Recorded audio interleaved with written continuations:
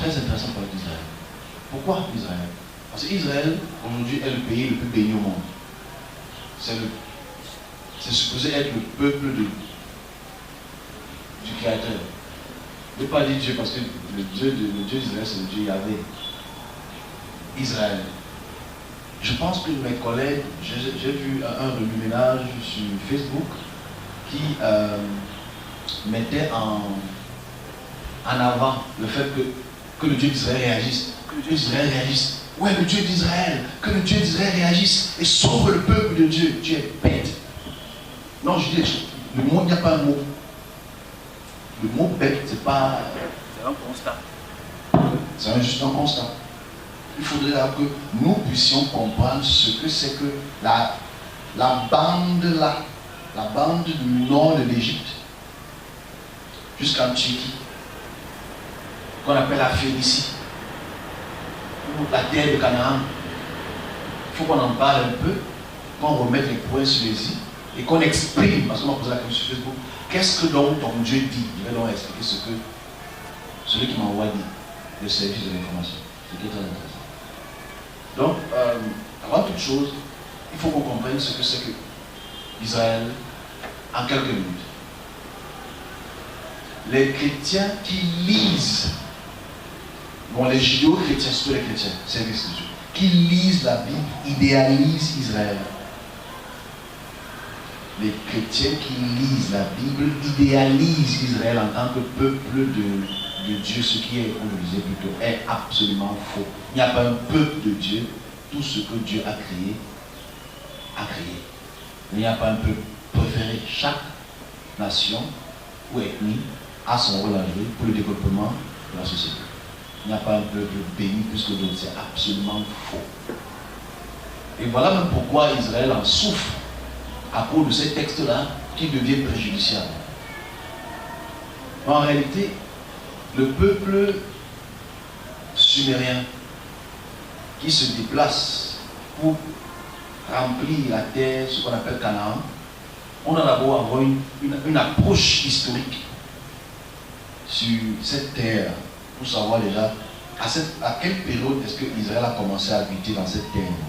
Simple. Naturellement, est-ce qu'il y avait des gens qui précédaient Israël sur cette terre, qui ont dominé cette terre-là pour plus de 2 ou 3 000 ans? Oui, exactement. Donc, si vous connaissez la carte du monde pour les serviteurs de Dieu et l'Église, il faut savoir que Israël, l'Égypte, pardon, le nord de l'Égypte, jusqu'en Turquie, pour les Hittites, mettons ça ici, cette manche-là, on appelle ça plus ou moins, pas très de croissant fertile, mais c'est un lieu très stratégique qui relie 3 continents, l'Afrique, l'Asie et l'Europe. Donc c'est un coin très stratégique pour le mouvement des troupes, le mouvement des marchandises. Donc d'abord c'est un coin très stratégique. Donc forcément c'est un coin très très prisé par les puissances. On a vu ça généralement surtout avec la puissance perse et la puissance grecque et romaine qui ont dominé cette région-là et apporté les fastes qu'il y avait là. Alors le vrai problème ici c'est comprendre Jérusalem et Israël et Jérusalem. Parce que quand on lit la Bible, il y a beaucoup de l'archéologie, je dis clair, l'archéologie ne va pas dans le même sens que les faits bibliques. L'archéologie, c'est-à-dire que c'est la science de, en français facile, de trouver des pierres, des anciens monuments, des anciens artefacts qui servent donc à une datation, qui permettent donc de voir le lien entre les faits historiques et les faits pratiques, palpables, archéologiques. En quelques mots français facile. Donc la réalité ici est que Israël devient un groupement, je dis seulement Israël, devient un groupement humain, comme je le dis toujours, sur la scène de Meneptah, c'est-à-dire le roi Meneptah exprime qu'il a attrapé le groupement qu'on appelle Israël, son Israël, et il a terminé sa semence. Écoutons le français. On a déjà parlé de ça il y a quelque temps, mais les chrétiens ne prennent pas cela en considération parce qu'ils ont bloqué une partie du cerveau. J'ai écouté un serviteur de Dieu parler de la Perse. Et le roi perse qu'on appelle Cyrus, Il dit oui, c'est le oint de Dieu. Mais il ne tire pas la réflexion plus loin. Que si c'est le oint de Dieu, c'est quoi un oint? C'est un roi. Ça veut dire le roi que le peuple juif attendait, ils l'ont identifié à Cyrus. Et il ne fait pas le lien. Parce que le cerveau est bloqué. Lui, il ne comprend pas certaines choses. Parce qu'il n'a aucune notion, malheureusement, de ce que c'est que l'approche angélique. Donc Israël qui devient un groupement social, le roi Menreptah, en 1210, au XIIIe siècle avant notre ère, capture ce peuple comme d'autres peuples, et dans ses écrits, il dit: j'ai terminé la semence israélite, entre guillemets. C'est-à-dire qu'il a tabassé les Israéliens. Déjà, c'est important de prendre ce facteur-là pour corroborer les faits, pour essayer de corroborer les faits dit de Moïse et de Josué. Parce que dans les livres de Josué, on dit quoi? Ils ont tabassé tout le monde. Mais le roi Ménéhem te fait comprendre que lui, il a frappé tout le monde. Et lui, il écrit sa stèle. Ça montre quoi? Intelligemment. Que la terre sur laquelle Canaan, où il y avait ces Israélites, appartenait à Menreptah. Il faut qu'on se comprenne. On est ensemble? Parce que la terre de Canaan, où les Canaanites étaient un vassal de la puissance égyptienne. Jusqu'au XIe siècle, cette partie de la terre là, cette parcelle de terre appartenait au roi égyptien. Donc d'abord, voilà pourquoi la guerre de 1969, l'Égypte a voulu reprendre toute cette péninsule-là. Parce qu'en fait, voilà pourquoi l'Égypte a le droit de mettre la main sur la table, parce que historiquement, c'est une terre qui était des pharaons. C'est d'abord important. Et je le dis toujours, si le peuple israélite était sur cette terre, on les a tabassés, on se pose la question pour les chrétiens, à quel moment est-ce qu'ils ont traversé la mer Rouge? Bon, c'est pas important parce que la Bible a fait un damage au niveau du cerveau. Donc la terre cananite appartenait à l'Égypte. J'insiste, ce n'est pas un débat, c'est un fait historique. Ok, c'est un fait sur cette région-là. Ok, ça c'est un point. Deuxième point qu'il faut qu'on note. Sur la terre de Canaan, ce sont les capacités théologiques, c'est-à-dire les théonymes. Comment est-ce qu'on appelait les noms des dieux? D'accord. Comment est-ce qu'on appelait les noms des dieux? Comment est-ce qu'on appelait la terre, le centre?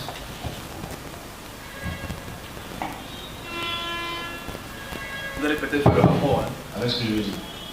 Le centre cananite s'appelait Rouchalim.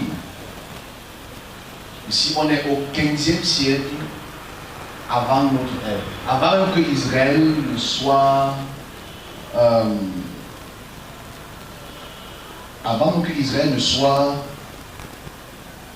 un peuple au 15e siècle, il y avait déjà un endroit qu'on appelait Shalim, où la ville s'appelait Rouchalim. J'insiste dessus. Parce que si on n'a pas ça comme facto, une seconde.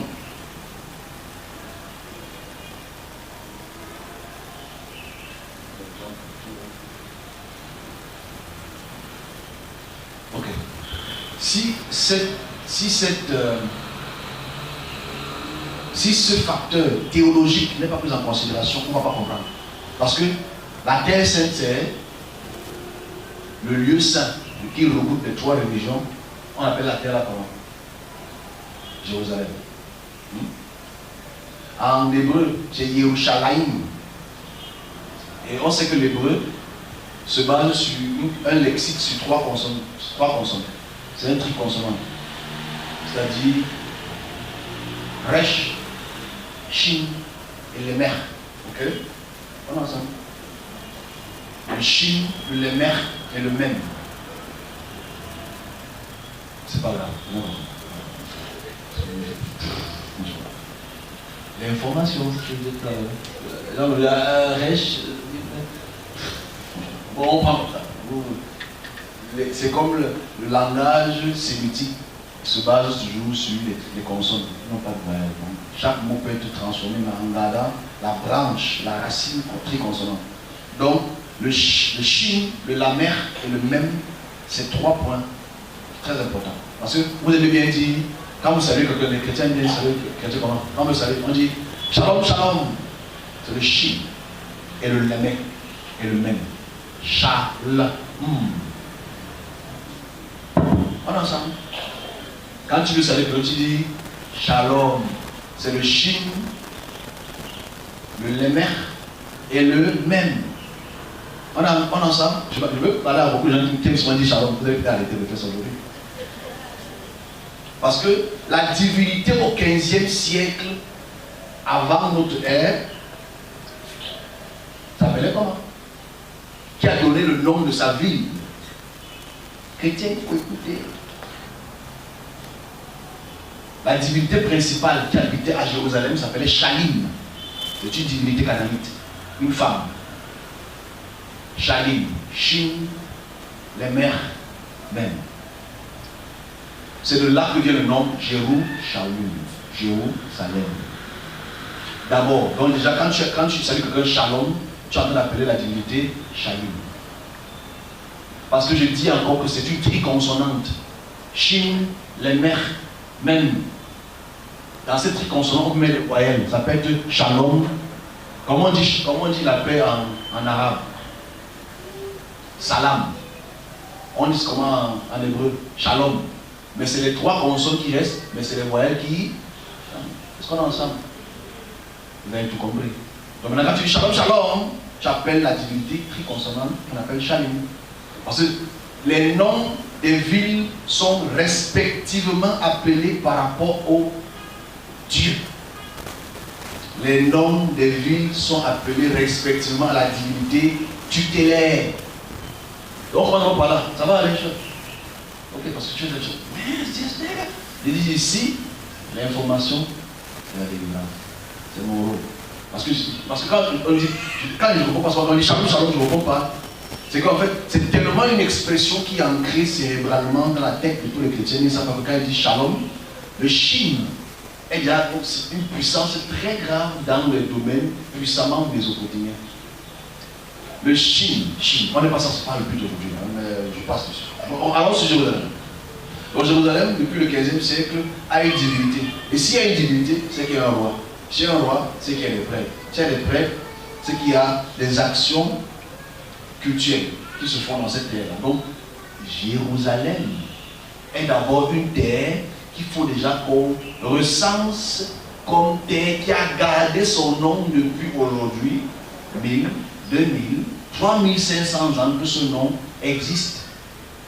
Parce qu'on appelle donc Jérusalem la ville sainte, il faut qu'on se pose des questions sur véritablement est-ce que c'est une ville sainte par rapport à son nom et par rapport aux dégâts que ça fait depuis plus de 2000 ans. Parce que depuis plus de 2000 ans, c'est la terre où il y a le plus de guerre. Ok? Mais il faut qu'on prenne la peine de comprendre parce qu'il y a un message qui est en amont. Donc allons dans le temps. Je vais seulement spécifier cela pour que quand on va dire shalom, shalom, dis-lui que shalom ne me dit plus shalom. Parce que shalom ne veut pas dire paix. Quand tu appelles shalom, c'est le nom d'une divinité qui s'appelle Shalim. Parce que ce n'est pas la ville de la paix. Absolument pas. Puisque regarde la ville, elle n'a jamais été en paix. Parce que même à la période égyptienne, il y avait toujours des guerres avec les Hittites. Ceux qui connaissent la bataille de Kadesh. La bataille de Kadesh est l'une des batailles les plus sanglantes que l'Égypte a fait contre la Turquie aujourd'hui. Pour lequel le roi égyptien a perdu la bataille.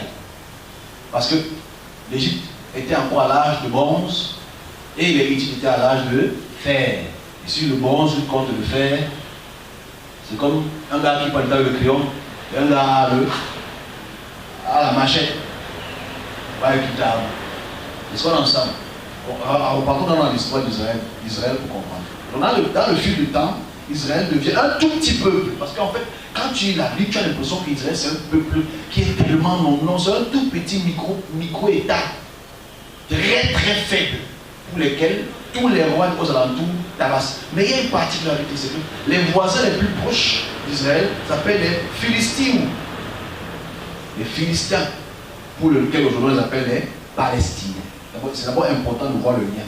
Quand tu prends la peine de lire le livre de Samson, quand il tape à Gaza, parce qu'il est à Gaza, quand il lutte, il tue les Philistins, donc il tue les Palestiniens. Donc tu vois qu'en fait, ancré cérébralement, culturellement, dans l'ADN de ce peuple, c'est toujours de combattre leurs propres frères, leurs propres voisins. Parce que les Philistins, c'est les enfants d'Abraham, pour lesquels ils aiment bien toujours stipuler que ce sont les incirconcis.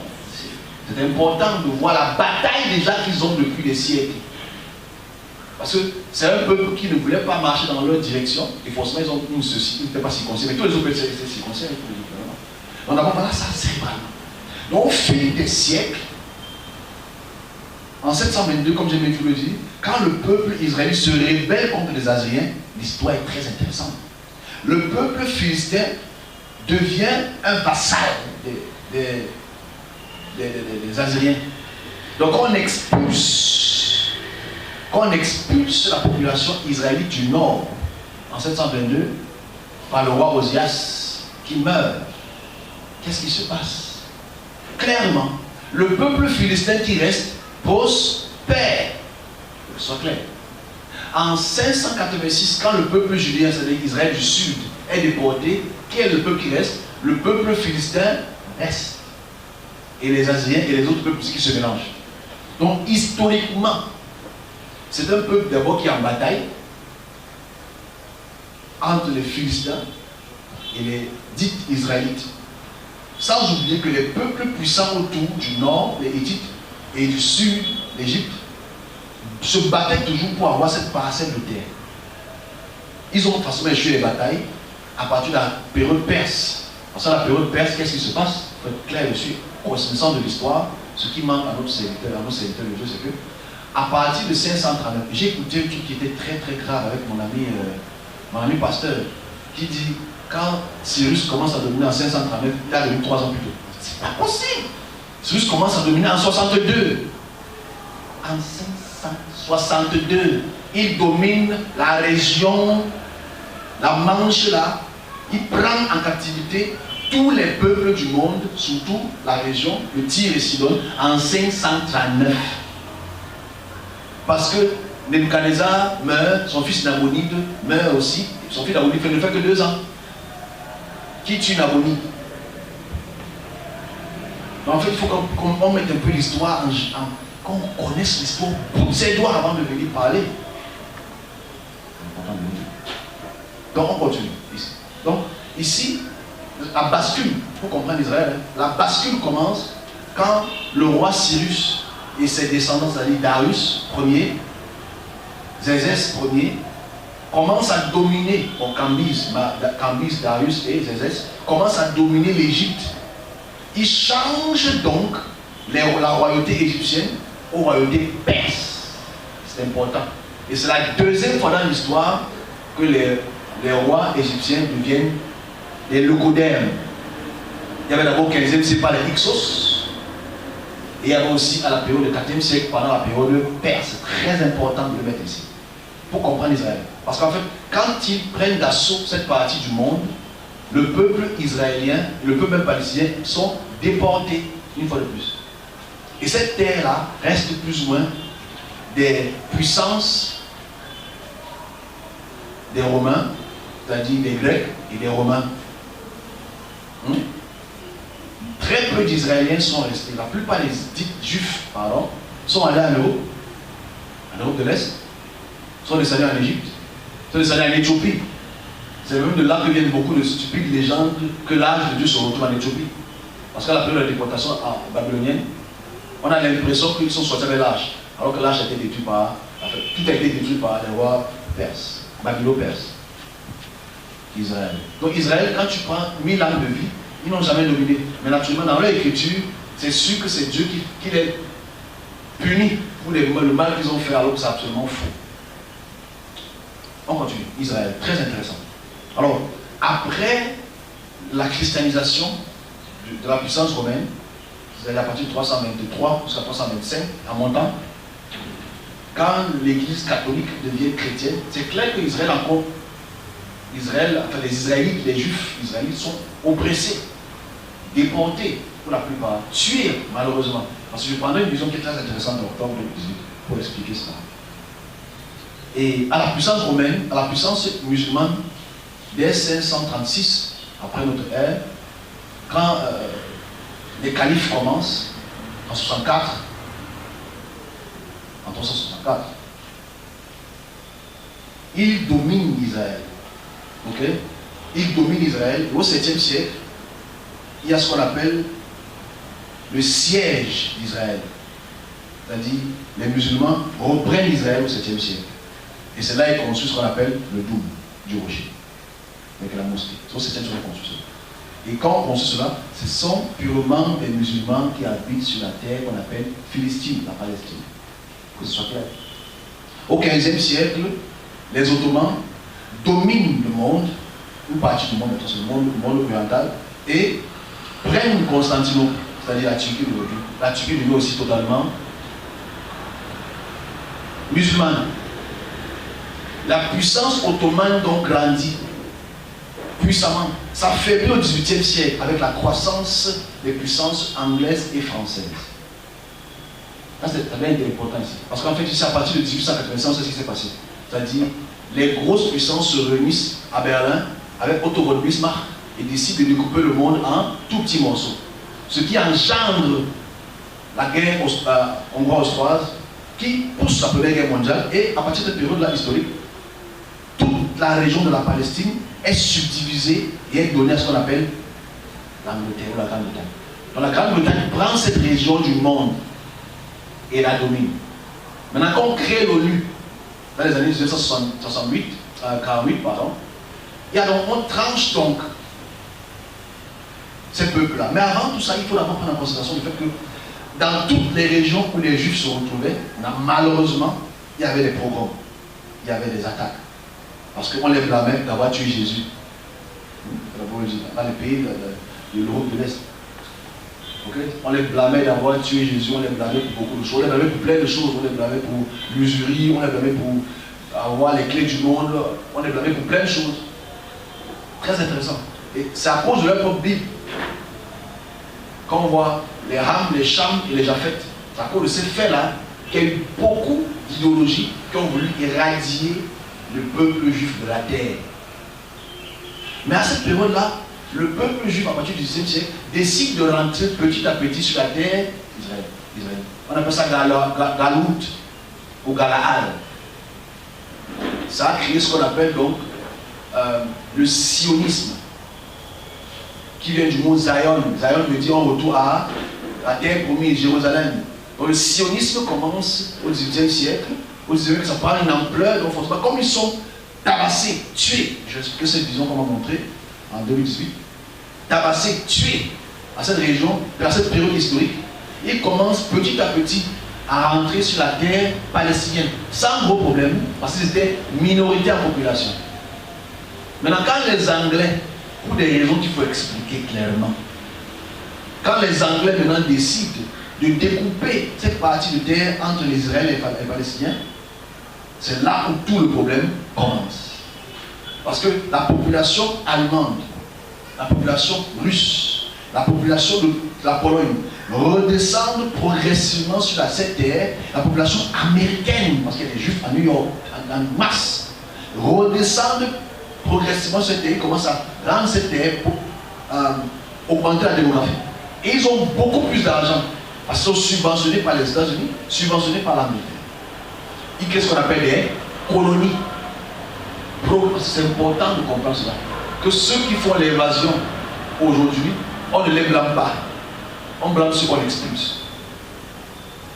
Donc naturellement, les terres qui sont subdivisées entre la Palestine et Israël, naturellement, progressivement, les Israéliens, qui deviennent une nation en 1948, prennent de plus en plus de part avec les guerres qu'il y avait pu avoir, la guerre du Kippour qu'il y avait pu avoir il y a 50 ans, okay? la guerre des 6 jours qu'il y avait pu avoir en 68.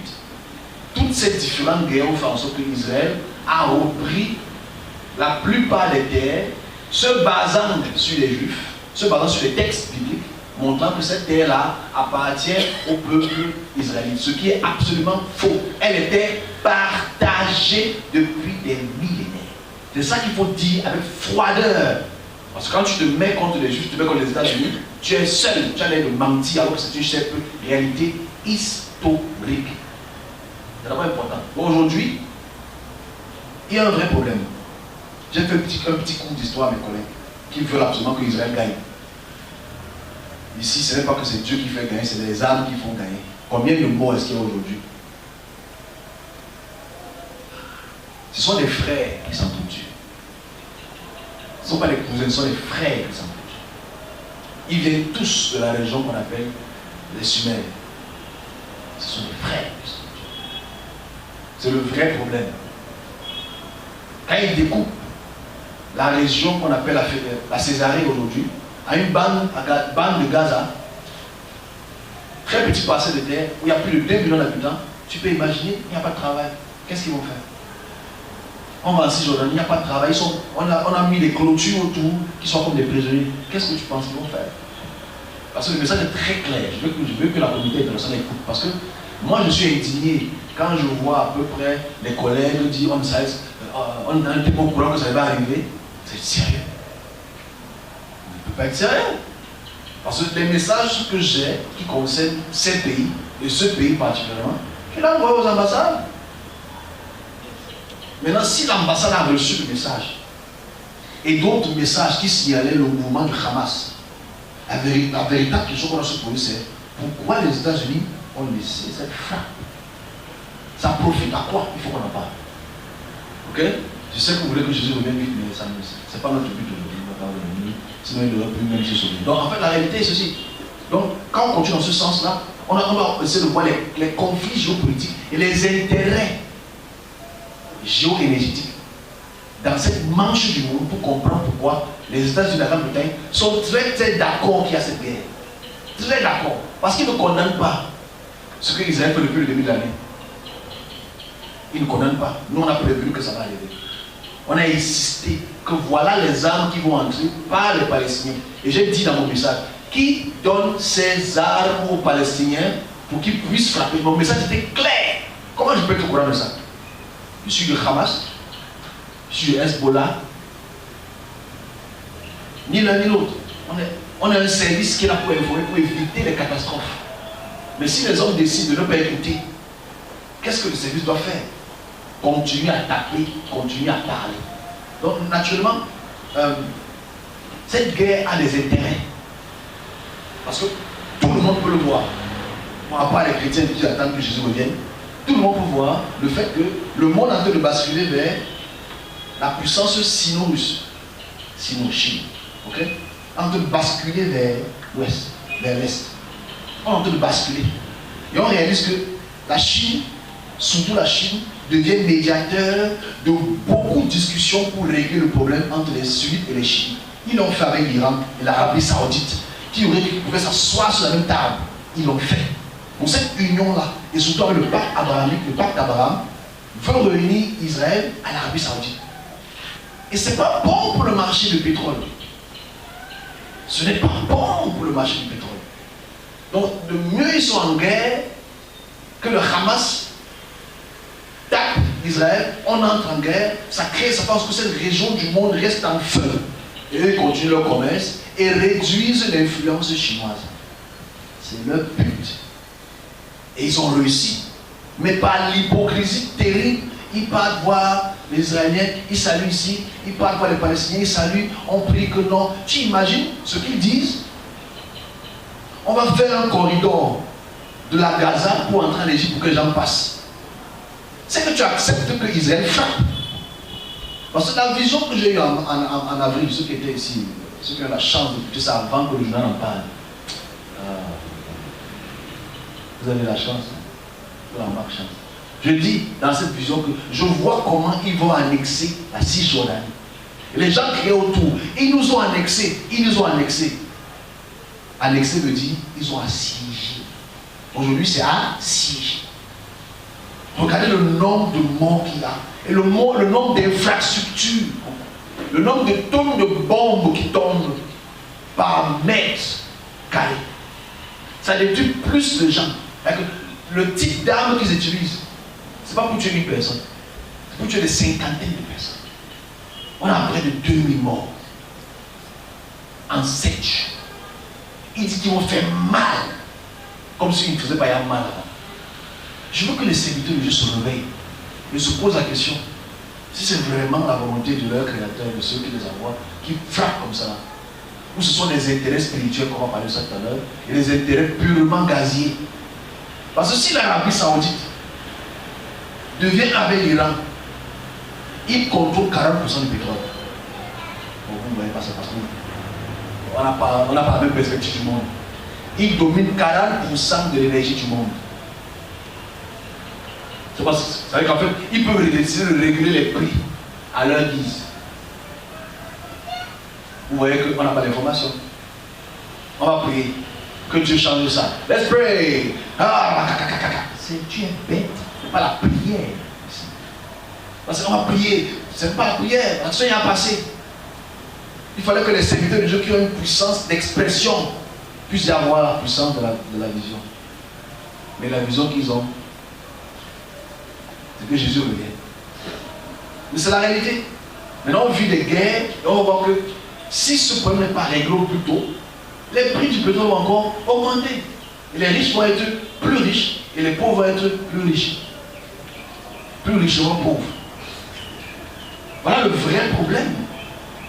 Là, vous ne voyez pas que la guerre en Afghanistan, la guerre en Iran, ça a été causé par qui? Un pays. C'est toujours eux qui orchestrent. Ils ont déjà envoyé, vous avez vu l'armée qu'ils ont envoyée avant-hier, les navires qu'ils ont envoyés, les porte-avions qu'ils ont envoyés. C'est seulement pour Gaza. 12 petits kilomètres, c'est seulement pour Gaza. Il y a un vrai problème en fait. Et le monde continue comme ça, on vit dans des guerres et des guerres et des guerres. Et on appelle un Seigneur.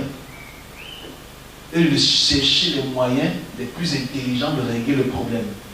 Parce que spirituellement, il y a un problème.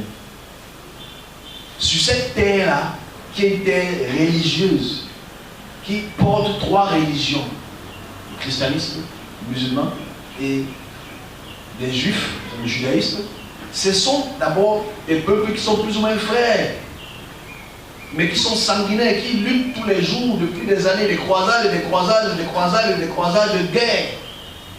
Il faudrait que le service de Dieu, avant de partir s'agenouiller devant les tombes, s'agenouiller devant les hôtels, s'agenouiller devant le temple, il faudrait se poser des questions géopolitiques sur les origines. Ce qu'on n'a pas le courage de faire, parce que si tu le fais devant les gens, tu commences à renier la Bible. Si une fondation est fausse, le reste est faux. Je vais expliquer une vision. Je prends 2 expressions. La vision, le mot vision n'est pas bon. Deux expressions du service. En octobre 2018, le service de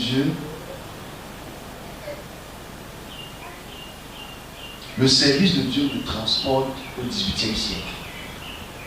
Pour voir la déportation de la plupart du peuple dit juif dans la région de la Pologne, de la Suède, de la Russie et de l'Allemagne de l'Est. Il nous montre comment ce peuple souffre. Ce peuple souffre de martyrs. On le tabasse, on vole leur argent. Moi, je suis le plus ou moins en larmes dans cette expression visuelle. Dans le temps. Je dis, j'étais au XVIIIe siècle. Je vivais les actions, c'est ce qu'on appelle le Crystal Night ou le pogrom. C'est-à-dire les actions qui sont pour moi néo-nazis. Pour exterminer le peuple juif pour des raisons idéologiques de la race supérieure. Parce que peut-être aujourd'hui, vous ne le ressentez pas, cette expression de race supérieure. On parlera de ça peut-être tout à l'heure, s'il y a des questions dessus. Pour que tu puisses comprendre la race aryenne supérieure, c'est l'Europe de l'Est. Les Aryens, c'est ceux qui ont les cheveux blancs et les yeux bleus. La race supérieure.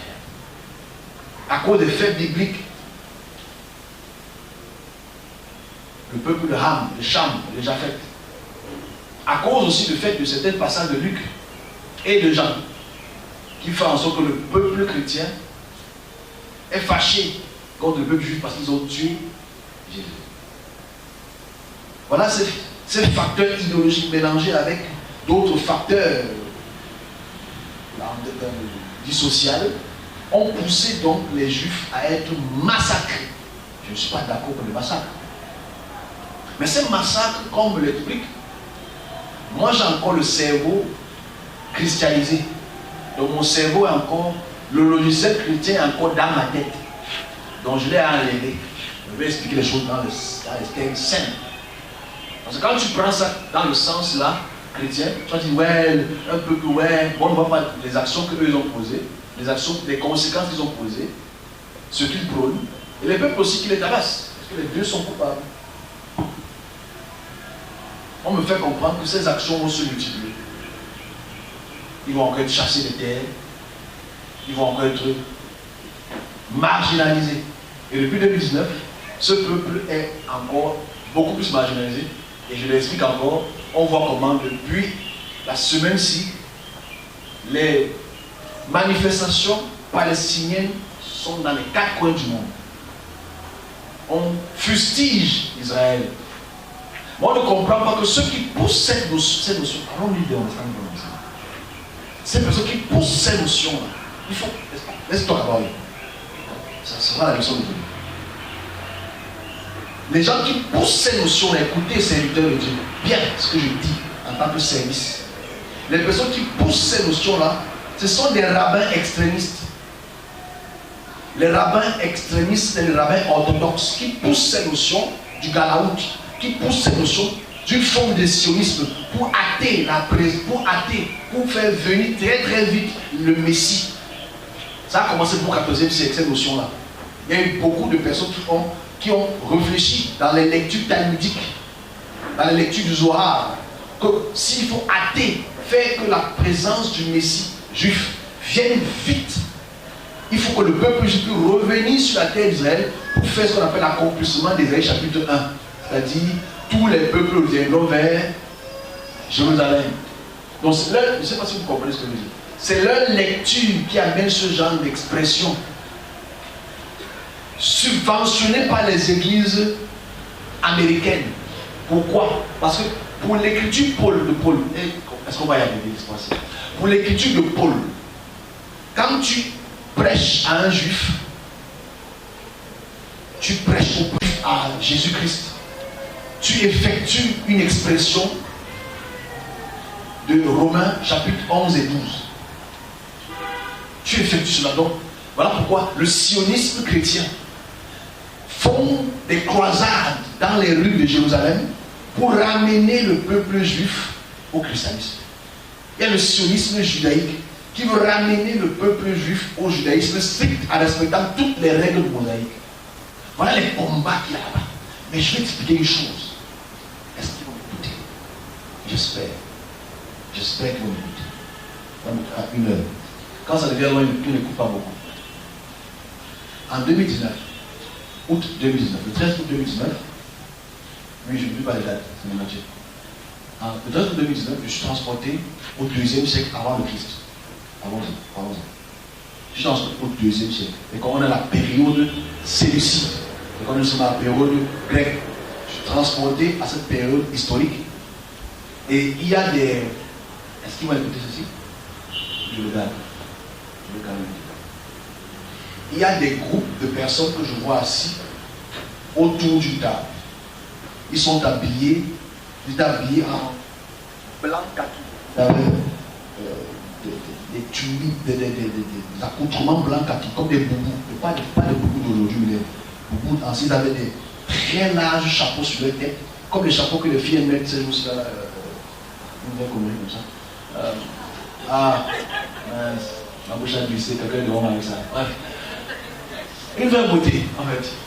Une vraie beauté. J'adore ce chapeau. Alors oui. Non, quand c'est noir, c'est moche.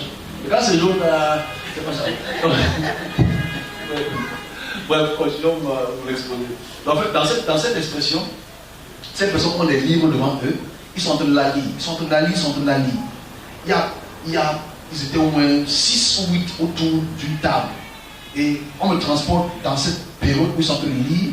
Et derrière moi, il y a un ange qui parle. Il me dit, voici les chassidim. Je sais ce que j'appelle les chassidim. Il était chassidim. Il était fâché derrière moi. Il dit, ces personnes ne sont pas de moi. Ils ne parlent pas de moi. Dis-leur. Il était tellement vexé. Je lui dis, mais qu'est-ce que tu veux que je fasse? Ces personnes ne sont pas de moi. Parce qu'ils sont en train de lire la Mishnah, ils sont en train de lire la Torah. Moi, c'est longtemps. Et moi, je ne comprenais pas ça le sens là. Et je vais expliquer dans quel sens je prenais. Parce que tu avais encore la puce du chrétien dans la tête. Cette puce-là, quand tu la casses, tu comprends mieux le moment. Donc quand je vois ces rabbins s'asseoir, ils me disent, ça ce sont les chassidim. C'est ce qu'on appelle les chassidim. Le terme chassid commence au IIe siècle. Vous allez comprendre qu'avant même que Jésus, si tu comprends ce que dit sur les chassidim, tu ne peux même pas vouloir être chrétien. Okay? Parce que les chassidim, c'est ceux qui ont créé ce qu'on appelle les polychim. Les polychim, c'est ce qu'on appelle les pharisiens. Donc, revenez de ce point. Donc, il explique que ces personnes ne sont pas de moi, ils ne parlent pas de moi. Il était en train de gronder derrière moi. La voix était tournée dans ma tête. Je me réveille, je dis, mais c'est quoi les chassidim? Bon, moi, j'ai d'abord chassidim, hein. Après, j'ai compris que c'est les chassidim avec le chet. Le chet. Bon, chet, c'est ça veut dire chet dans le langage hébreu. Prends comme ça. Donc, les chassidim, ça veut dire les. Comment on appelle ça? Chassidim. Ça veut dire. Ceux qui ont reçu la miséricorde. Chassidim veut dire comme une forme de miséricorde. Les chassidim, c'est un groupe de juifs à la période séleucique. À la période séleucique, même à la période grecque, si vous voulez. Antigonus, ou Antigonus, ceux qui connaissent un peu l'histoire grecque du 2e siècle avant l'ère de Christ. Ce sont des juifs qui ont décidé de reprendre la Torah, de la codifier et de l'exprimer. Et c'est eux, à travers l'école de Hillel et l'école de Shammai, qui ont fait donc ce qu'on appelle les pharisiens et les sadducéens. Ce sont ces écoles qui ont créé cela. Et forcément, il faut savoir que Jésus était ou un sadducéen, ou un pharisien, ou un essénien. Ça dépend maintenant de chaque conception. Forcément, ces enseignements rabbiniques, il faut comprendre que ce n'est pas de moi. Parce qu'en fait, je m'ai lu la Bible. Je n'ai pas fait le lien entre les chassidim et tout ce que tu lis. Parce que tout ce que tu lis dans le Nouveau Testament, c'est les écritures chassidim, ou des chassid, ou des chassed. Je saute le détail. Donc en fait, c'est d'abord important de mettre ce facteur sur la table. Repartons donc, remontons un peu dans le temps, dans notre ère, on parle du peuple juif dans le sens de leur idéologie, qui pousse donc le sionisme, qui pousse le retour à la terre sainte, et cette bagarre, cette lutte pour montrer à travers ces textes-là l'appartenance du peuple juif à cette terre-là, et eux, et seulement eux. Et vous voyez, ils ont une politique très très grave que les blancs, que les locodèles ne veulent absolument, les occidentaux locodèles ne veulent pas absolument parler. Vous connaissez comment les juifs orthodoxes pondent les enfants? Vous ne le savez pas. Mais dès que c'est une burkinabé qui fait ses 3 enfants, 4 enfants, ils en couchent tout. Les juifs ont au moins une moyenne de 6 enfants. Ils accouchent énormément. Parce qu'ils veulent, de peur que leur population soit éradiée, ils accouchent énormément. Et ils sont subventionnés par l'État. Parce qu'il faut savoir que l'État d'Israël a aussi des conventions qui sont purement talmudiques, qui sont purement de la Torah. Bref. Donc voilà le problème. Voilà comment il faut cartographier un peu l'Israël. J'ai pris